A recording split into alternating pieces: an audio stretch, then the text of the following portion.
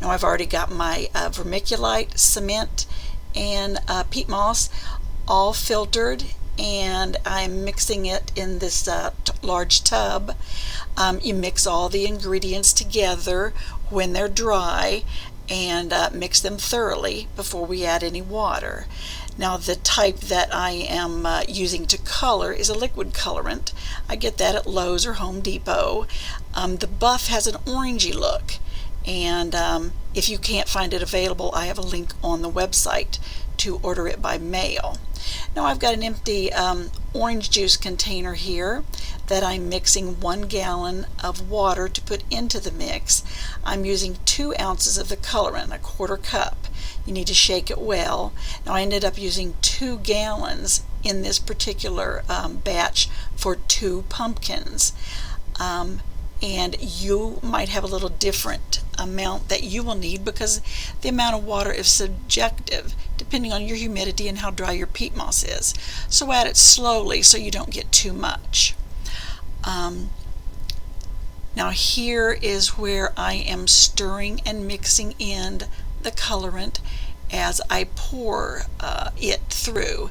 You've kind of got to scrape around. I usually use a little hoe, and I could not find that little hoe. And so I'm using one of the big spatulas from the kitchen. And my husband is helping with this today. His name's Jerry. He usually helps me because when it gets a little bit more than what I can handle, he's able to kind of pitch in and do the stirring while I run and mix things or do something like that. That's wonderful if you have a helper when you're doing your Hypertufa. Now we are mixing thoroughly, and when you think you've got it all mixed, then do the squeeze test. Get a handful of it and see if liquid drips from your fist. Not a lot, but some drops and dribbles kind of shows you that it has the right amount of liquid in it. Now we removed the handles from the buckets. There were little holes that were left, but that doesn't matter. It's not going to run through or anything. You don't have to worry. At least it didn't in our case. Now I coated the inside of these buckets that we'd collected over the summer.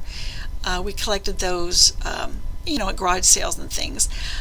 So to keep the cement from sticking to the plastic, I sprayed it with Pam.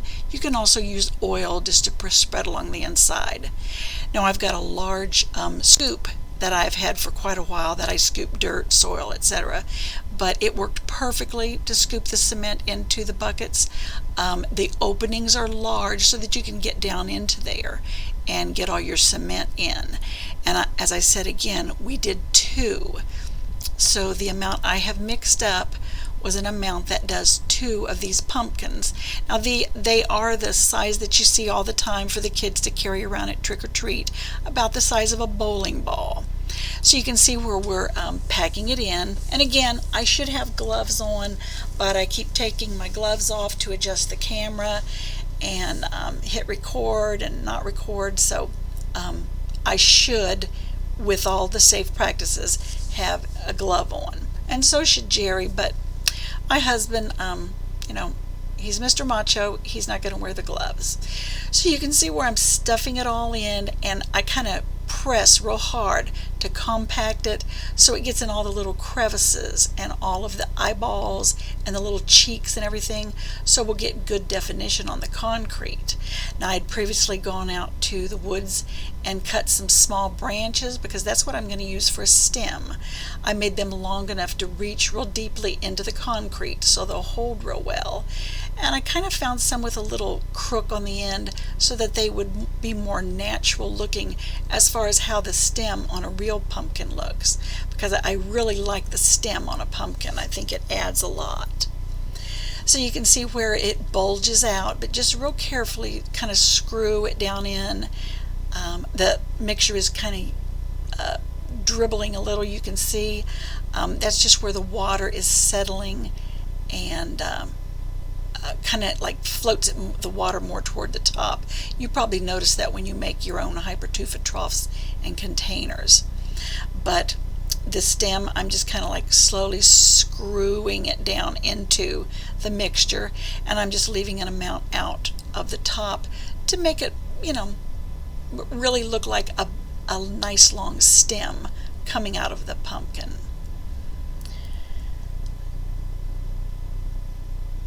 Now we've got these ready to be settled into a bag because right now they're basically done. We're ready to put them in for the first cure.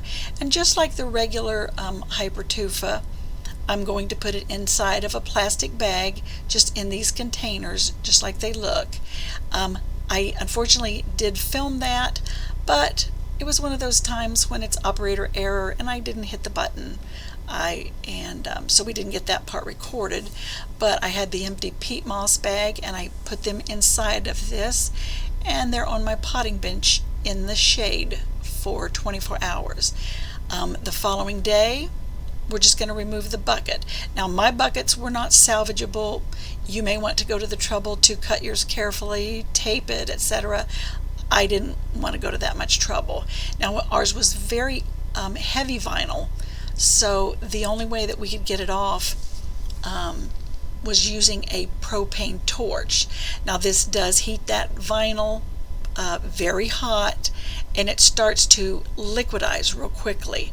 So what you should do is just pass the flame over the edge where you're going to cut. Just 2 or 3 passes gets it hot enough to cut through with that X-Acto knife. You should have had a longer knife, my opinion, but that's what he used.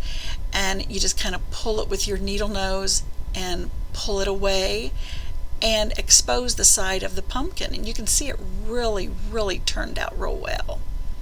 And we ended up having to cut, I think it was 4 slits in each of the pumpkins, kind of at the quarter point. We thought we were going to get by with 3, but we ended up doing 4. But just be careful. We were outside, so it didn't create any fumes or anything. This is out on my potting bench outside, but it just takes a touch. Be careful when you handle that plastic because the heat does stay in the plastic, but as long as you get it warmed up enough, it'll cut real easily.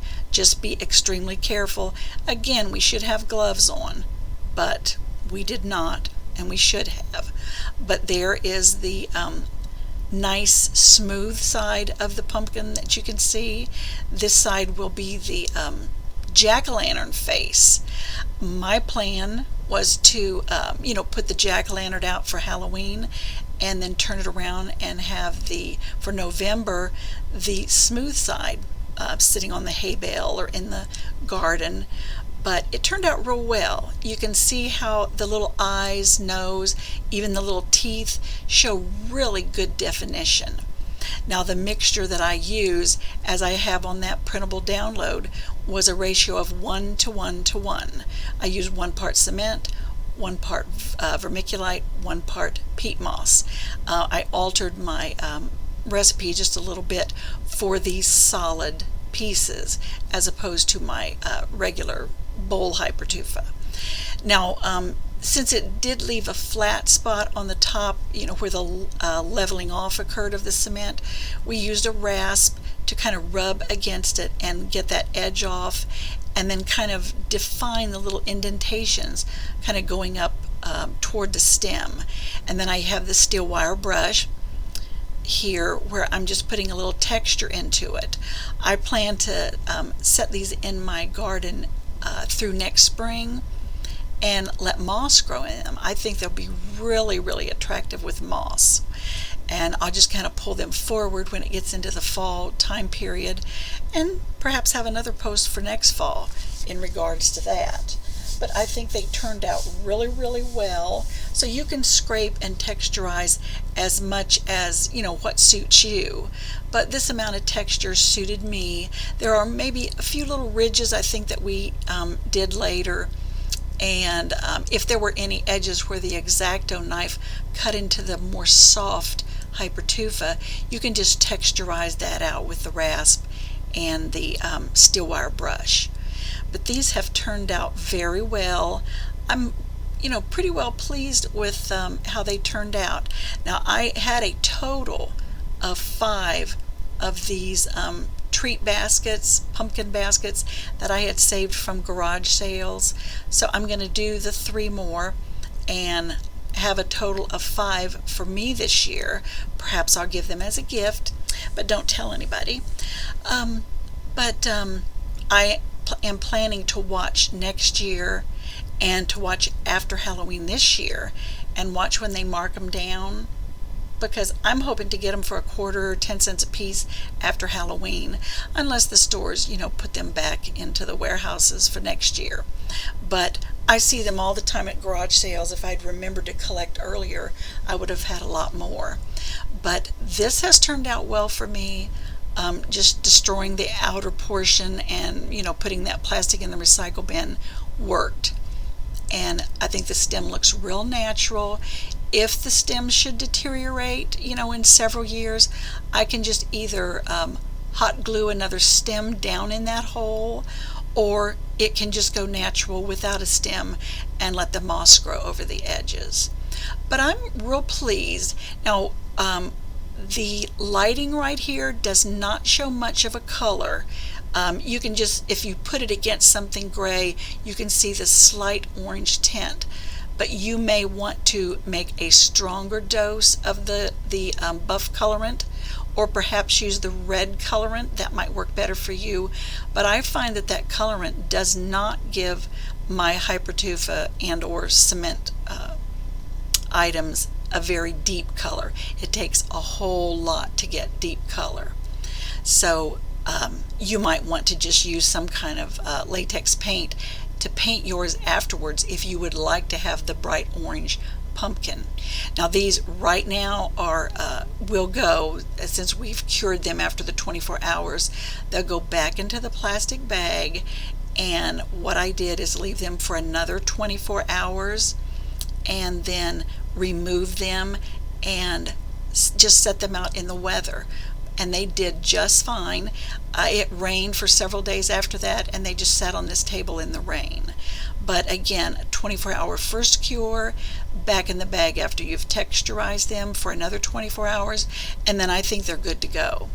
So you can see I carried them around in the garden, and right now while they're beginning to dry again, they're heavier than they would be. It kind of reminded me of a bowling ball, so they might weigh about 10 pounds or something like that. But I hope you've enjoyed, and I hope you go ahead and try to make one yourself. Please like and subscribe, and go and visit the blog. The link will be in the back end, and download that amount for you to use for your Hypertufa pumpkins.